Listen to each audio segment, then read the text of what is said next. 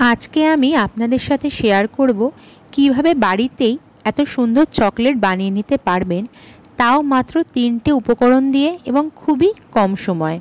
এর জন্য আমি প্রথমেই একটা বোলে 3 টেবিলস্পুন আনসুইটেন্ড কোকো পাউডার নিয়ে নিয়েছি। তারপর আমি এখানে 3 টেবিলস্পুন দেশি খান্ড ইউজ করেছি। আপনারা জ্যাগারি পাউডারও ইউজ করতে পারবেন, চিনিটাকে অ্যাভয়েড করবেন। এরপর আমি এখানে 3 টেবিলস্পুন বাটার দিয়েছি। বাটারটা কিন্তু আমি মেল্ট করে নিয়েছি। ব্যাস, এই 3টে উপকরণই লাগবে আপনার এই চকলেটটা বানাতে। এই চকলেটটা কিন্তু খেতে দারুণ টেস্টি হয়। এরপর আমি একটা চকলেট মোল্ডে এই ব্যাটারটাকে একটা স্পুনের সাহায্যে এইভাবে রাখবো এবং এর উপরে আমি একটা ড্রাই ফ্রুটস অ্যাড করে দিয়েছি। আপনারা যে কোনো রকমের ড্রাই ফ্রুটস কিন্তু এখানে অ্যাড করতে পারেন। এরপরে এই চকলেট মোল্ডটাকে ফ্রিজারে রেখে দেবেন কিছুক্ষণের জন্য, এটাকে সেট করার জন্য।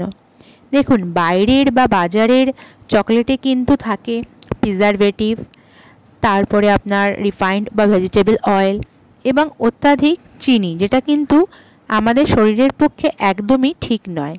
তো তাহলে আপনারা বাইরে থেকে আনহেলদি জিনিস কেন কিনে খেতে যাবেন? বাড়িতেই বানিয়ে ফেলুন এত কম সময় এবং এত সহজভাবে চকলেট, যেটা কিন্তু হেলদিও বটে। দেখুন, আমার চকলেটগুলো খুব সুন্দর শেপ নিয়েছে এবং খুব ইজিলি ডিমোল্ড হয়ে যাচ্ছে। আশা করছি ভিডিওটা আপনাদের ভালো লেগেছে। ভালো লাগলে অবশ্যই কিন্তু লাইক করবেন এবং কোনো কিছু কমেন্টে অবশ্যই লিখবেন যদি আপনার কিছু সাজেশন থাকে। ধন্যবাদ সকলকে ভিডিওটা দেখার জন্য। সকলে ভালো থাকবেন।